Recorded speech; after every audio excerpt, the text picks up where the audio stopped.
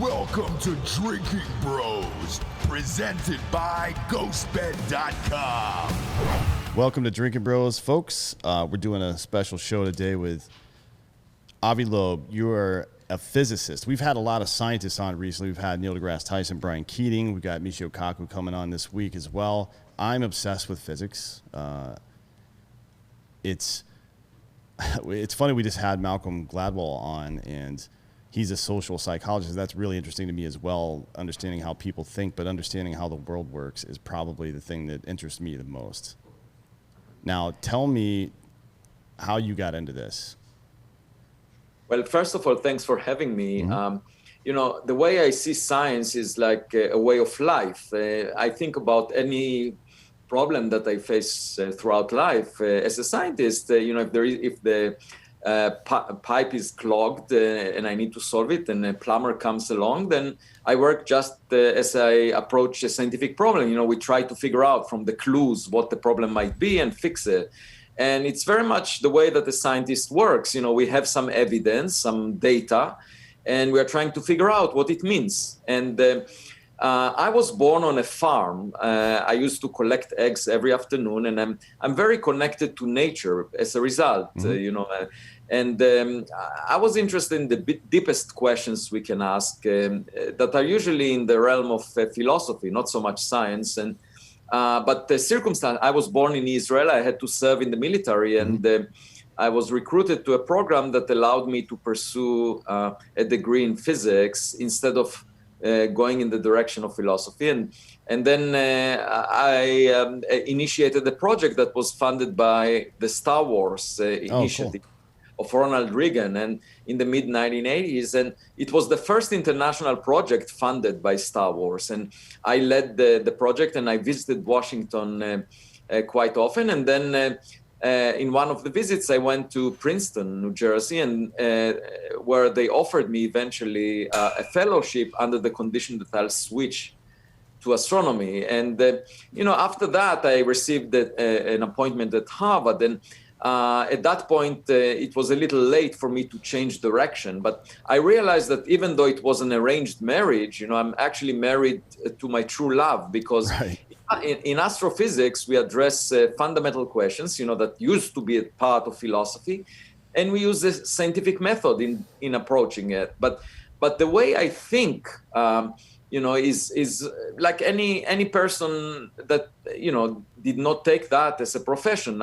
I try to think with common sense, and, actually I try to think on questions that the public cares about.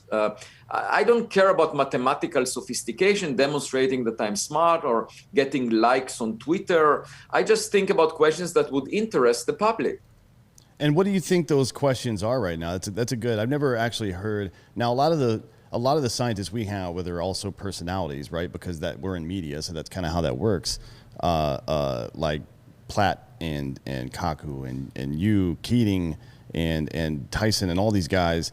How do you get the feedback? How do you know what the public's talking about? Right. So I would say many of these people that you mentioned, they care how many likes they get on Twitter. I don't care how many likes I get on Twitter. Frankly, I don't have a Twitter account. When I married my wife, she asked me not to have any social media accounts, and I agreed to that. And I think it was a very wise decision, because then I can think independently. Right. But let me tell you the way I know what the public cares about is because I feel as a member of the public. I don't feel that I'm privileged or I'm on a pedestal or I belong to some elite. I think like anyone else.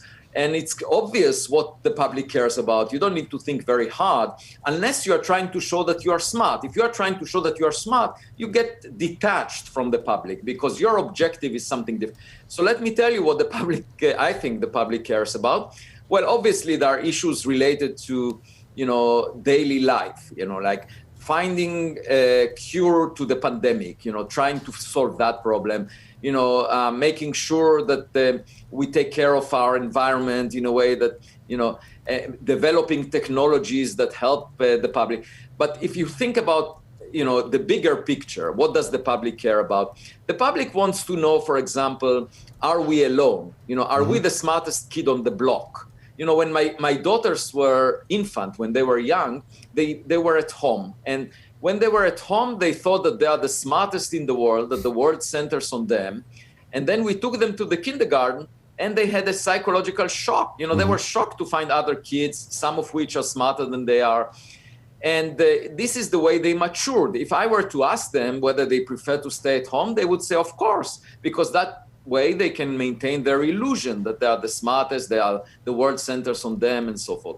And now our civilization, humanity as a whole, behave just like my daughters. Where, if you go back in time, the Greek philosopher Aristotle said that humans, we here on Earth, are at the center of the universe. The universe is spheres centered around us. And everyone believed him for 1,000 years. It was flattering to the ego of everyone to believe. Well, not only did they believe him, but they persecuted anybody that disagreed, right? Oh, yeah. So, in fact, Copernicus and Galileo found evidence that the Earth moves around the sun. And when Galileo said that, he was put in house arrest. Yeah. And the philosophers didn't want to look through his telescope. They said, we know the answer. The sun moves around the Earth. Look at the sky. The sun moves. How can you say the Earth moves around the sun?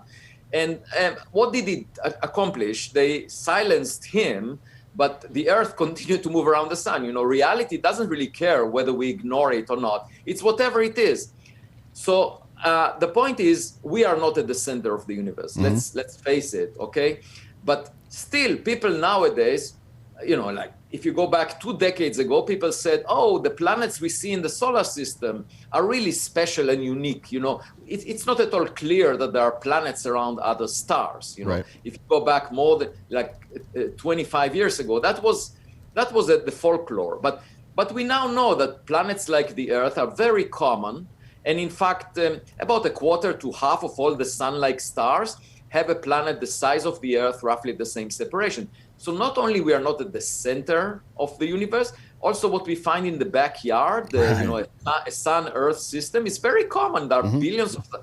So we are not privileged. Once again, we have to be modest. We are not at the center of the universe. We are not privileged in terms of our backyard, okay? Right. So the next thing to say is, do we have neighbors? Do we have neighbors on the street, on the cosmic street? Are we the smartest kid on the block? And if the answer is no, it will be a shock, just like my daughters had when they went to the kindergarten. Now, this is a question the public cares about. The public is extremely fascinated with the possibility that, there are unidentified flying objects, that we might not be alone, that maybe that there are smarter cultures near us.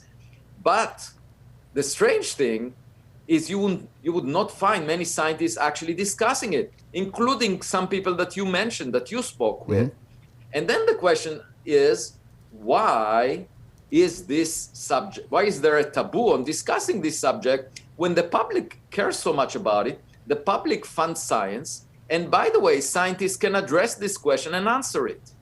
And that's a very strange situation. So here is one example of something the public cares about. Right. Are we alone? Are we the smartest kid on the block? And at the same time, I'm having a hard time advocating for it because there is a lot of pushback. So, that was the subject of my latest book. Now, there is, the book is called Extraterrestrial. Right.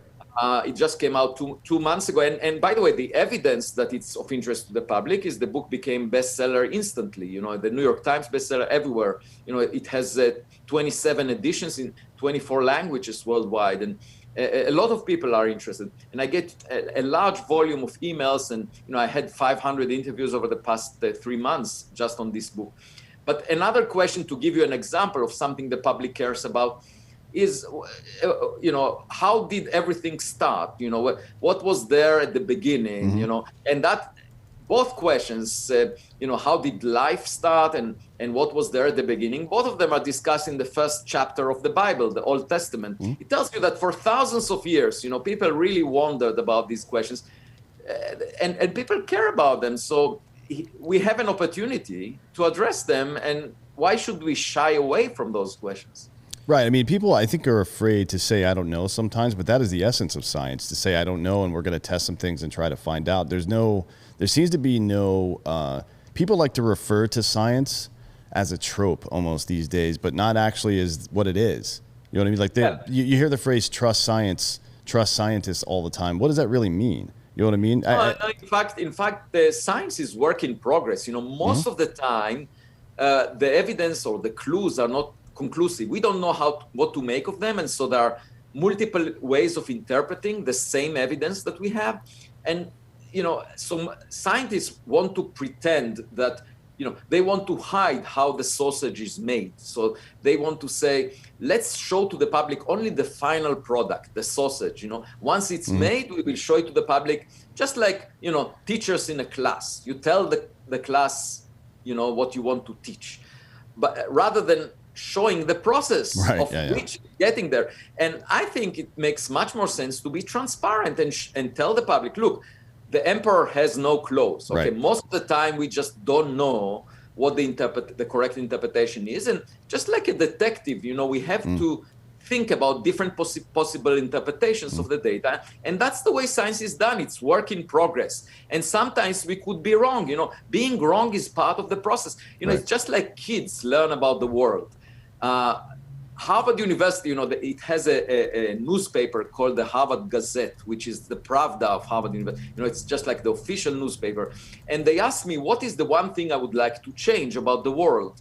And I said, I would like my colleagues to behave more like kids, because kids are not afraid of asking questions, of bumping into things. They put skin in the game, they get bruised. They don't care about running into obstacles, making mistakes, but they learn a lot. Right. And the problem is when these kids become faculty in academia, they start to worry about their image. They don't want to make mistakes. And because of that, they do not innovate. They don't put skin in the game. They don't go in directions that are a little risky. And that's a problem. That's a big problem. It's also a big problem in when you're teaching people what to think and not how to think. And I think the transparency really helps with that. And what it leads to is dogma and dogmatic ideology in science, particularly when the government starts to get involved in that dogma. Man, has been disastrous throughout history, and we're doing it again right now. It led to the Dark Ages. Now, it makes you wonder what it's going to lead to now. I mean, funding for science has been pulled pretty regularly over the last 40 years or so, I would guess, except for the Star Wars program. That did produce a lot of great results. But funding has been hard to come by. It's why you guys have to go out on the stump and try to find money a lot.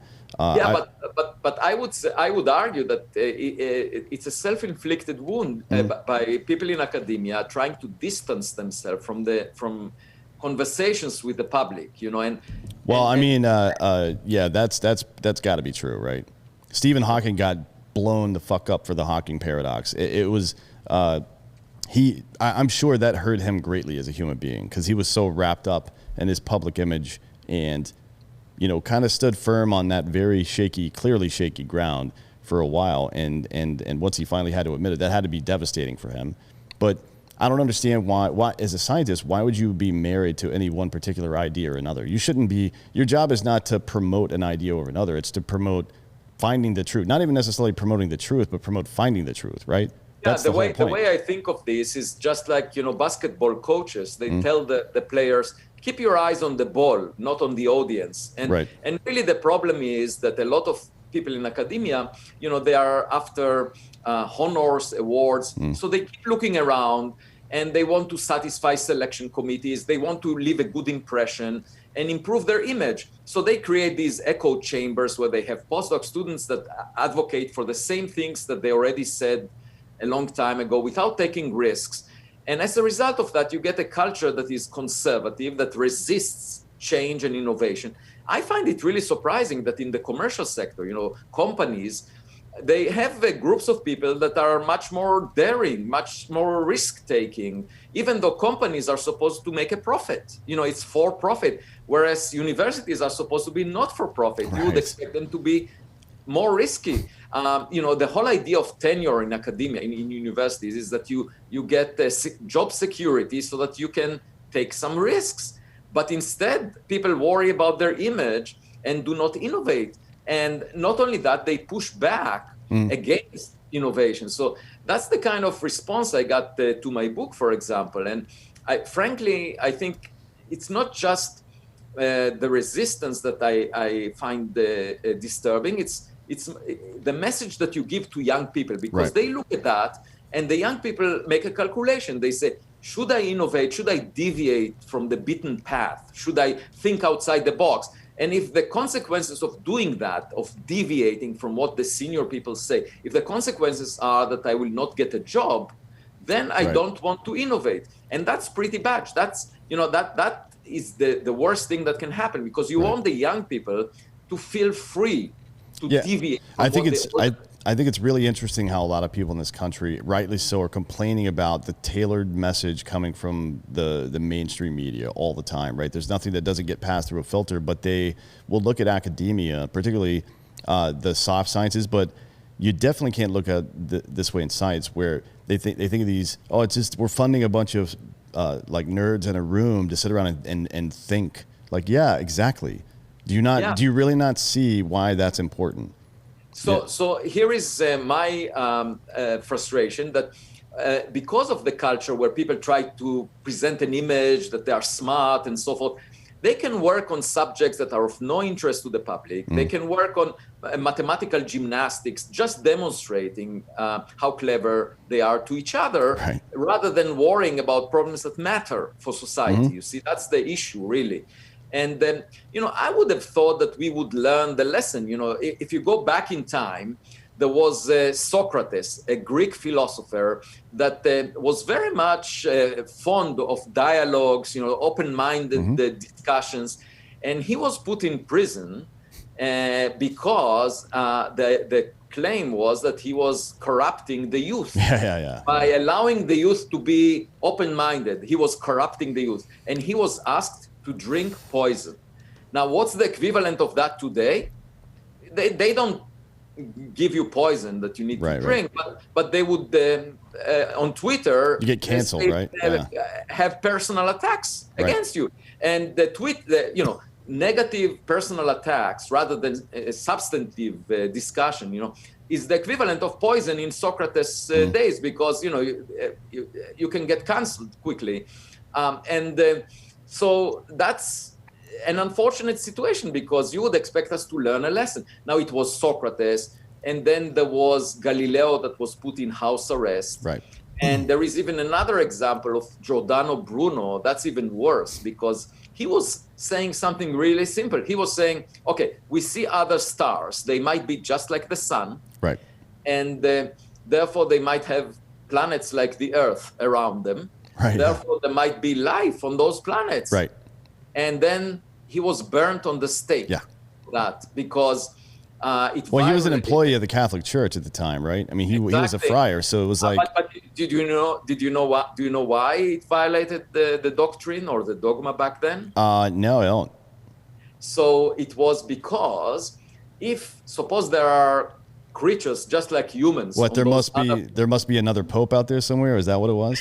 You're getting very close, actually. So the idea was that if they sinned, those other beings on other planets, if they sinned, they have to be saved by Christ.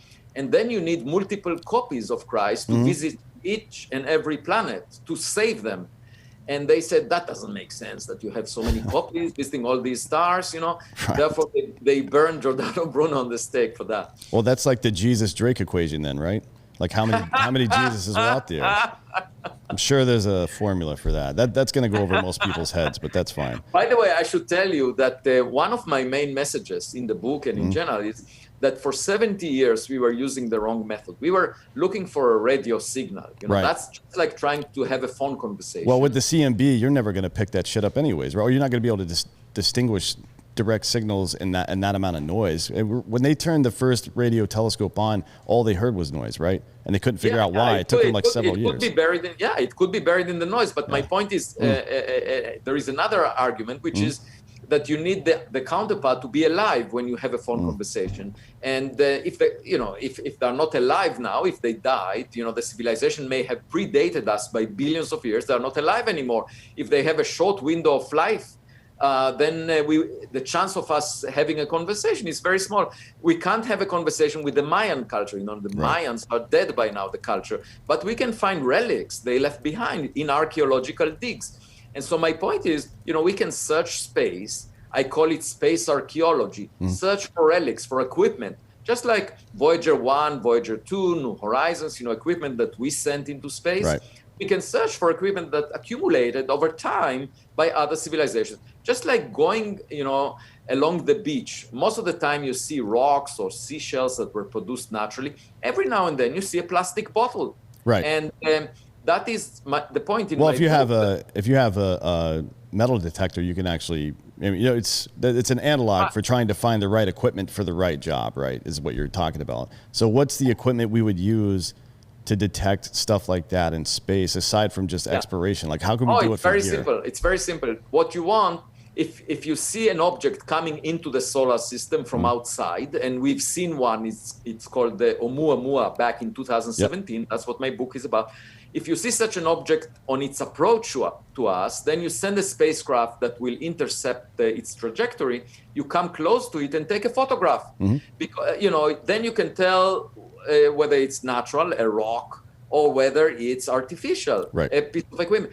And my point is, a picture, they say, is worth 1,000 words. In my case, a picture is worth 66,000 words, the number of words in my book. I wouldn't need to write the book if we had a picture of this object. Right.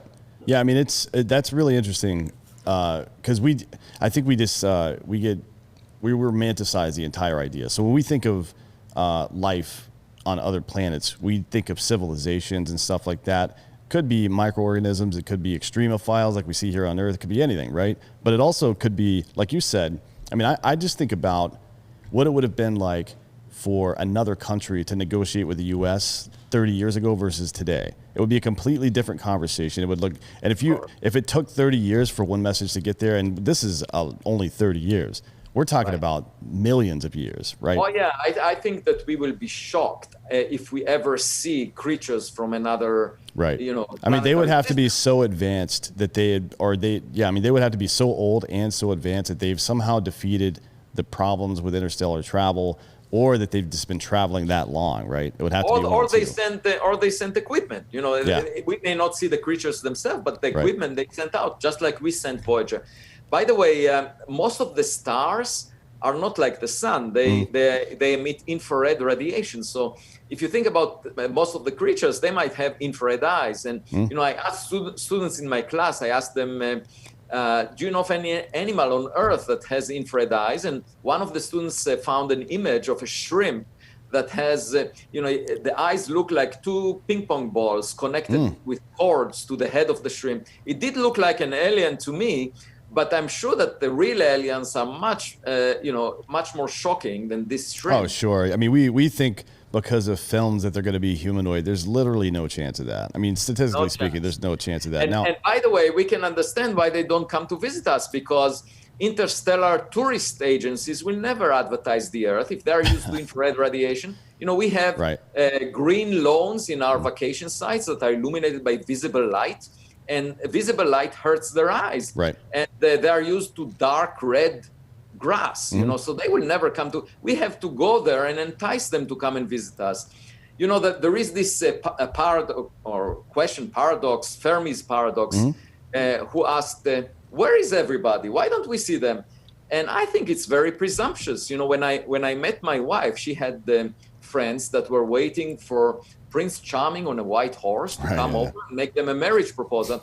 That never happened, and then they had to compromise. Now, why would we be presumptuous to think that they care about us so much that they will come and visit us? Why would they have a party in our backyard? I mean, most likely they don't care about us, because things like us are probably as common as ants are. Yeah, I was just going to say the same thing. I mean, if civilizations that was advanced enough to do what we're talking about would look at us like ants, if even that, to be honest. Yes. By the way, during the pandemic, I thought about another possibility, which is that if they are so advanced, they close themselves off in a cocoon and they don't care about lesser civilizations. Right. Because they have everything they need. Why would they degrade their quality of life by interacting with us or other? Well, right. Do you think there's any chance that there are like social psychological principles that map themselves onto other so cultures? I actually called it social distancing on a cosmic scale, like, then it doesn't mean that we cannot learn that they exist, because Right. they still have to throw some trash, and we can act like those investigative journalists that go through the trash cans of celebrities in Hollywood in search for evidence for their private lives. We can find about them from the trash they throw into space. Right. So I noticed that the tone of your conversation here is that you believe that there are other life forms out there, right? Out of modesty, by the way, because Of course. I studied astronomy for decades, and the one message you get from the universe is a sense of modesty, because we are just like actors. We are born into a stage, like actors put on a stage without a script. And the one thing to recognize is the stage is huge. It's the entire universe, So when we look down on Earth, it looks as if, we are at the center of the action. And Right. just like my daughters, when they were at home, they thought they were at the center. We're not But even at the center of our own galaxy, man. Shit. no, we are nothing. The universe is so huge. The stage is so huge. The other thing to notice is the play has been going for a long while. Yeah, we just got here. We just got here, technologically just a century ago, and that's our lifespan is just one part in 100 million of the age of the universe. So Right. things have been going in this play was going for so long, billions of years before we came to exist. Right. How dare we think that we are at the center of the play, And of course, the one thing to do is to look for other actors. Maybe they know better what the play is about, And so that's my point. My point is, let's be modest. Let's not think that we are at the center, that the play is about us. It's not about us. The likelihood of that is practically zero, because the stage is so huge. The play has been going for so long. We are just spectators. Let's be modest, not think about ourselves all the time, not be self-centered, and let's search for other players, other actors, and ask them what the play is about. So the former Israeli space security chief, I'm sure you know where I'm going with this, has said in the past year that not only do extraterrestrials exist, but the U.S. government knew about it. What do you make of that? I will say this: people in the Israeli security services aren't really prone to talking out of school like that. So that's right, it's very compelling.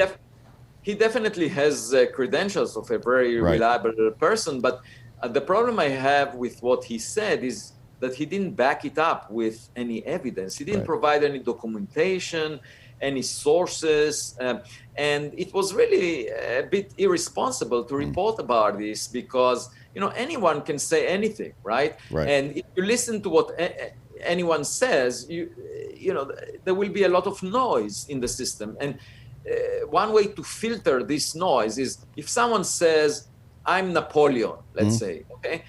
Then you ask him for his ID. And you look at the idea. If he doesn't say Napoleon, and this person continues to insist that he's Napoleon, there is a place for these people, right? So my point is, anyone can say whatever they want, but if they cannot back it up with evidence, we should ignore it. It's just a waste of time.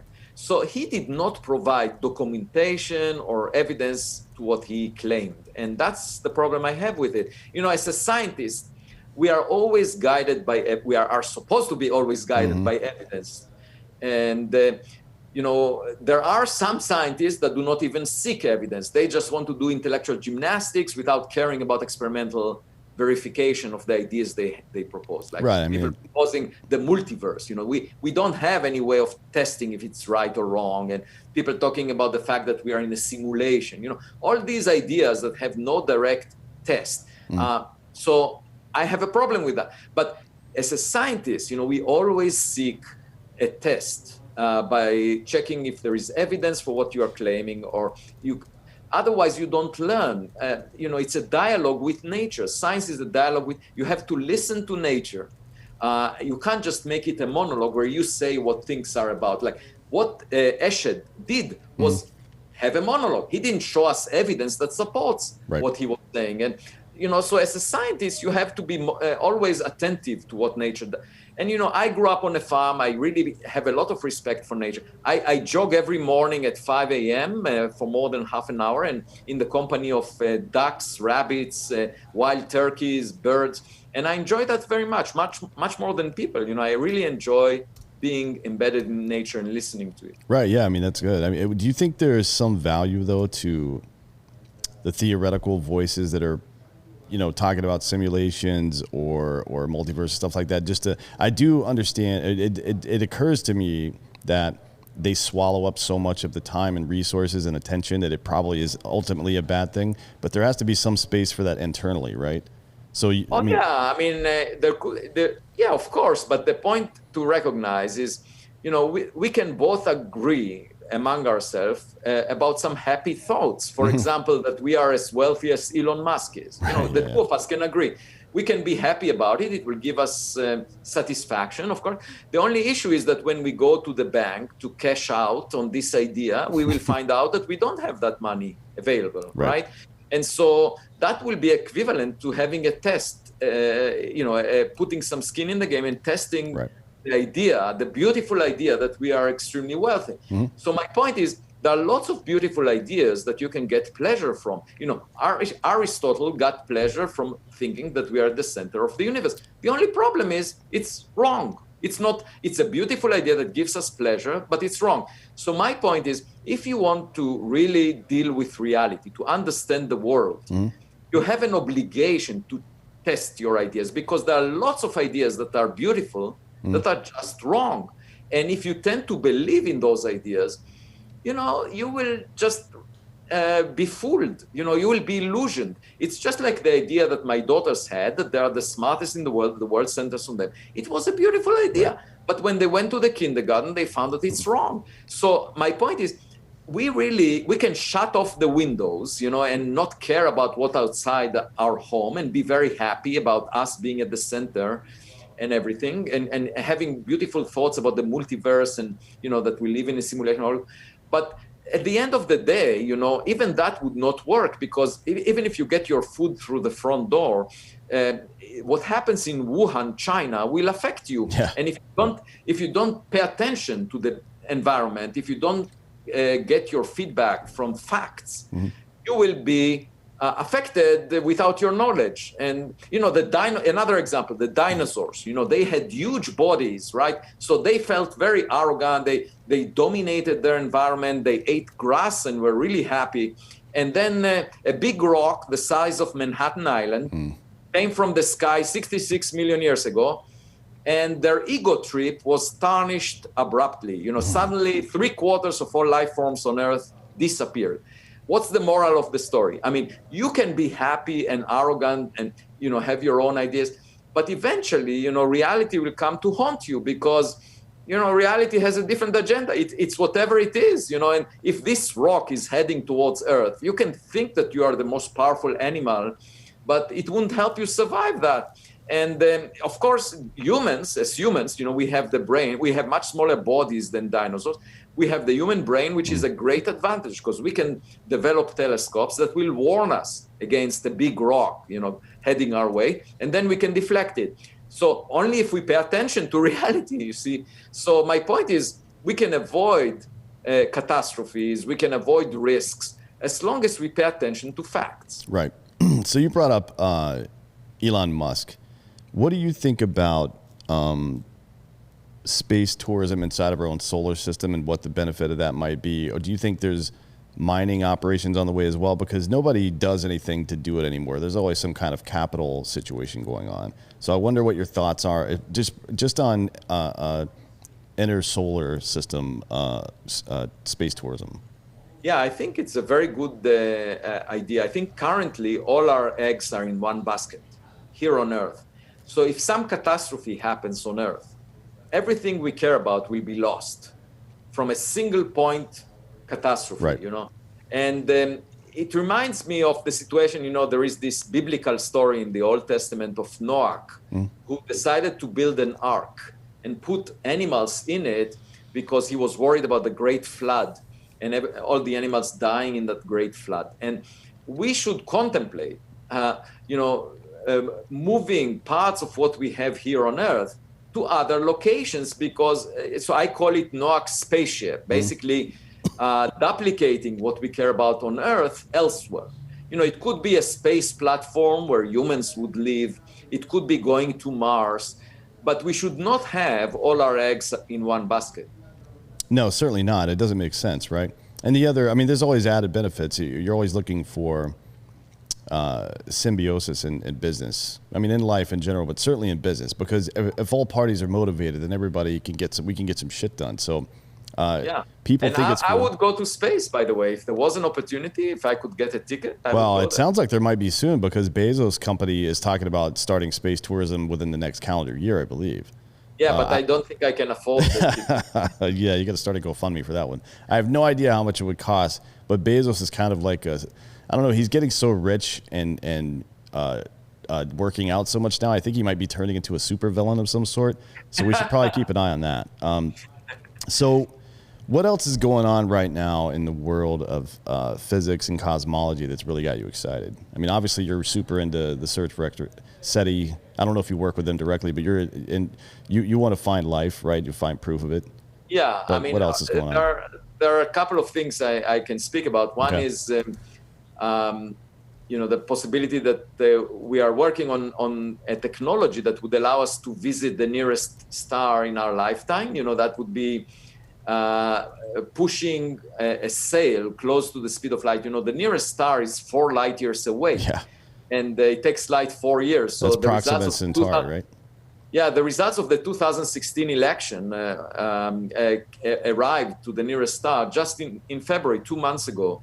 And so, it's very far away. And to get there within our lifetime requires a spacecraft that moves at a fifth of the speed of light, let's say, or a fraction of the speed of light. And that's about 1,000 times faster than chemical rockets that we have. So the only technology that seems feasible, and this is a project funded by an entrepreneur from Silicon Valley, Yuri Milner, it's called Starshot. The only technology that seems feasible, and I'm leading that development of technology, is pushing on a sail with a very powerful laser beam. And for a few minutes, if the laser power is 100 gigawatt and the sail is just a gram or so, it can reach a fifth of the speed of light.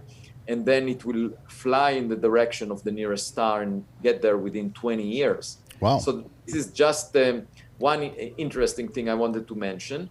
Another thing I wanted to mention... Wait, can I ask you a question about that first? Because I'm interested in the science. So at a fifth the speed of light, you're going to get pretty heavy, right? No, only when you get very close to the speed of light, you get pretty heavy. And by the way, also you age more slowly than people left on the ground. So that's one way of, aging less slowly. I mean, you might survive longer than your kids if you were. I mean, that for sure. That 20-year trip would not be 20 Earth years for sure. Yeah, if you get very close to the speed of light. By the way. Just an anecdote, that we sit on Earth, so we feel gravity. It's called 1G. That when pilots go on a plane, they sometimes get more than that, a few G when they do maneuvers. And so 1G is what we feel comfortable with here on Earth. And if you were to board a spaceship that accelerates at 1G, it would feel just like being on Earth.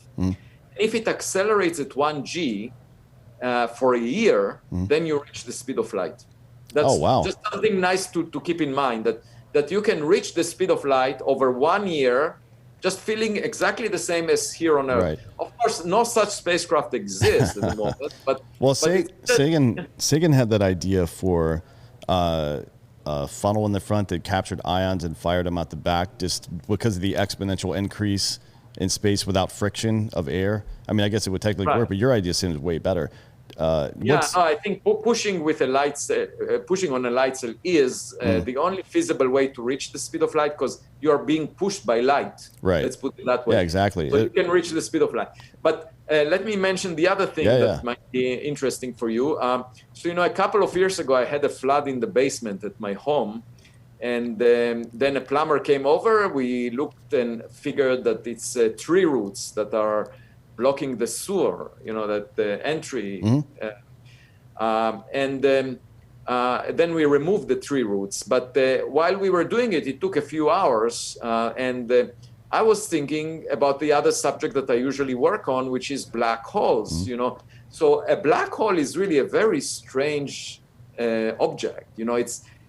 It's just space and time being curled up in a way that if you enter the region of a black hole, you can never escape from there. You can only go one way. And then so usually, when the water flows in the pipes at home, I don't think about the question, where does the water go? Is it, obviously it goes down the sewer to some town collection facility. And I've never thought about it until the sewer was clogged. So then it led me to think, when matter enters a black hole, where does it go?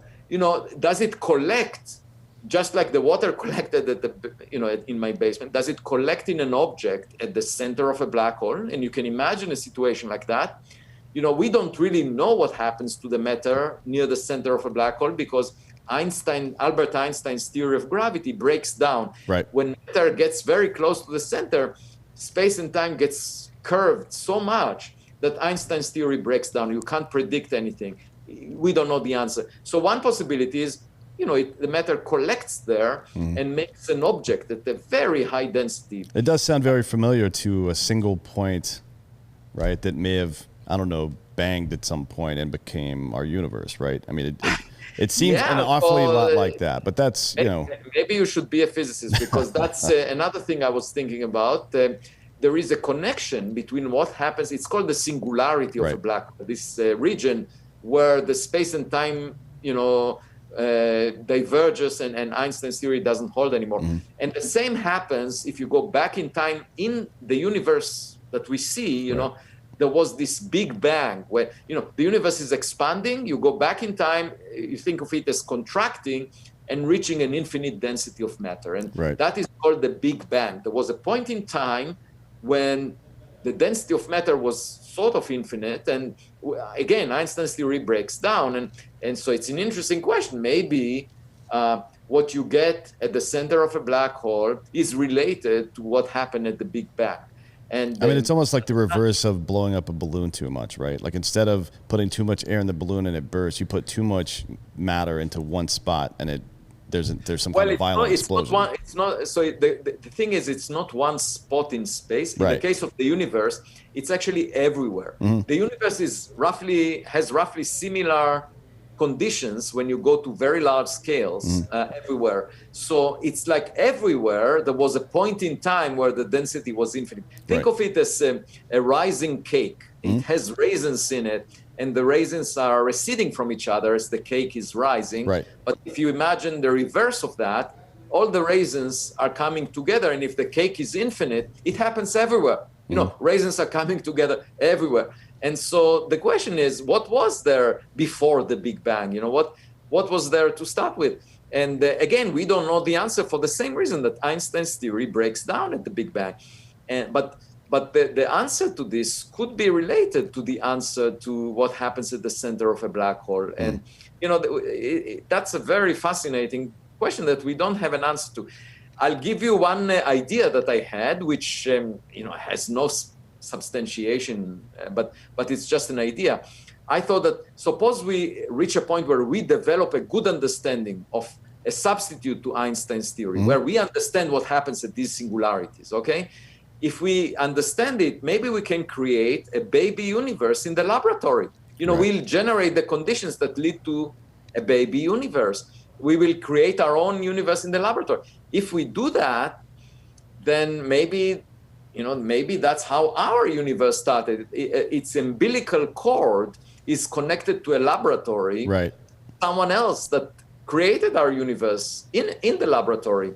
And then inside that universe, we exist. Once we understand how to make baby universe, we will create a baby universe. So just like humans have babies that have babies that have babies, so and so forth, perhaps that's the cycle of universes. Yeah, that's interesting. I talked to somebody about that theory one time, actually, about something similar to that, and they said we would either have to be the first version of that or the last version, or the most recent, because we should be able to, or maybe we'll be able to prove it at that point if we detect which one we are, because you'll be able to continue forever. I mean, why should we be special? We are not privileged in any way. We are not at the center of the universe. We are not. Our environment is not special. We are not alone, I don't think. I mean, we will find out eventually. Yeah. And also in cosmic history, I don't think we play a special role. So in this context, I would just think that there are these generations. We are one of the generations, and it just continues forever like that. That's really interesting. So that would be creating a universe in a lab. What would happen to the old universe? Or are we just like nested universes, like Russian nesting dolls? Yeah, in Einstein's theory of gravity, from the outside, you don't actually see what happens inside that region of space and time. It looks to you like a black hole, actually. It looks to you like a closed region. So when we produce a baby universe, we will not know what happens inside of it. It will just pop out of our view, and we will not see. So it's just like having a baby that immediately leaves home, so to speak, and you don't see the baby anymore. Once the baby is born, it's out of your view. Right. Have we made any progress at all about dark matter? I mean, it's the vast majority of matter in the universe. We have, for a long time, we've had no idea what it is, or we know that it exists and it affects gravity. But what else can you tell me now about that? Well, we still don't know. We've been searching. So this is, as you said, it contributes 5 times more than ordinary matter to the mass budget of matter in the universe, and we don't know what it is. So dark matter is just a label that we give it to express our ignorance about it. But physicists had ideas. Maybe it's this type of particle. Maybe it's that type of particle. By the way, I should say, whatever the dark matter is, will have very little impact on our daily lives. It won't affect us much. So, and nevertheless, we invested a lot of funds in the search for dark matter. That was a search in the dark. On the other hand, searching for technological civilizations, got 1,000 times less funded by the government. And that is a subject that it will have a huge impact on society. So I just give that as an example for why, the focus is not always in the right place. But coming back to the it does seem like the private sector is coming back into focus. Maybe because there's a benefit capital-wise, but they are one of the most important things. I think I certainly agree with you that one of the most important things we could be doing is getting some of us off of this planet, right? Somewhere else. And the only people that seem to be spending money on that are private companies right now. You know what I mean? Yeah. I think so. I think there is more thinking outside the box in the private sector, and I would very much like to see more of that in the universities. For sure. But speaking about the dark matter, we really don't know still what it is, and so far we didn't find any evidence for the nature of dark matter. And then, one possibility that we should always keep in mind is the only reason we believe that dark matter exists is because there is some additional gravity that is provided by something we don't see.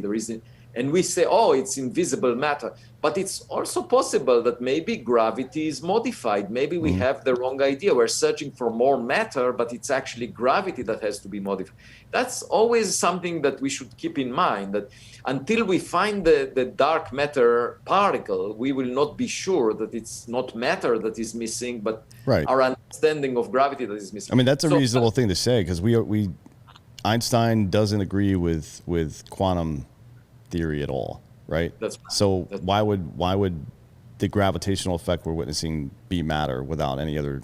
Yeah, we might not have a complete understanding of gravity, and then somehow it manifests itself as what we think as dark matter, but in fact it's a violation of Einstein's gravity, and that has to be kept in mind. But But there are lots of searches for dark matter. Some people suggested maybe it's black holes that were made in the early universe. It looks like it's probably not black holes. Some other people said it's one type of particle, it's another type of particle.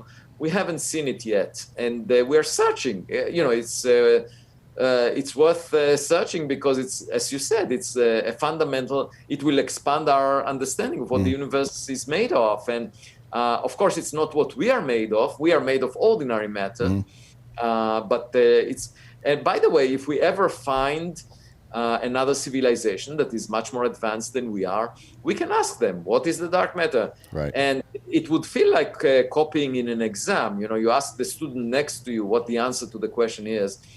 But since there is no school teacher looking over our shoulder and giving us grades, it would just save us time to know the answer. It would, yeah. I mean, it'd be interesting. I mean, why wouldn't there be life that's composed of dark matter? Like you said, it's funny that you said ordinary matter when we constitute far less of it than the dark matter that we refer to all the time, right?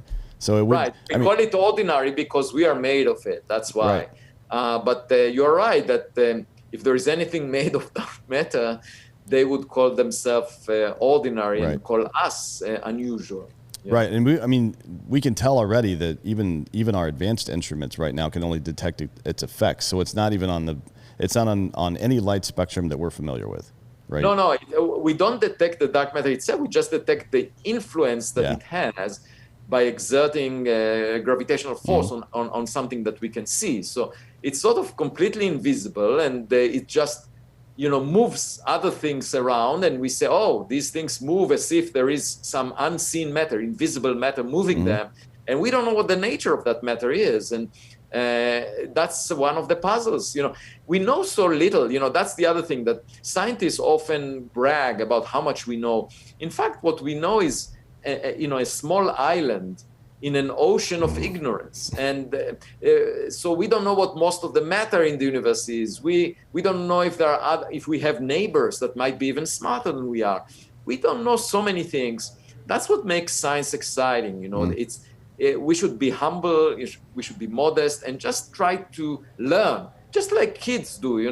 Learn about the world, and it's not about us. It's not about us thinking that we are powerful, we are smart. It's about listening to what is around us. And, that's, I think, the meaning of my life, at least, listening to nature. That's what gives me satisfaction and happiness. When every morning when I jog, the sunrise looks different because of the way the clouds are arranged, the season, and just, looking at nature gives me, great happiness. And I do it also as a scientist, but that's why I don't care about how many likes I have on Twitter, because that's irrelevant.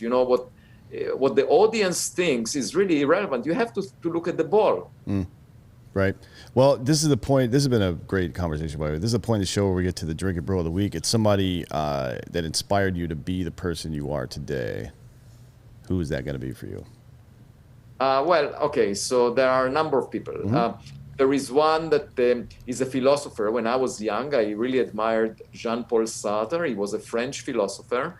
And he got the Nobel Prize, but said, why do I care about the Nobel Prize? He turned it down. He said, the selection committee gets their self-importance out of giving me the prize. I don't care about it. I'm just about, writing my books and paying attention to what they mean.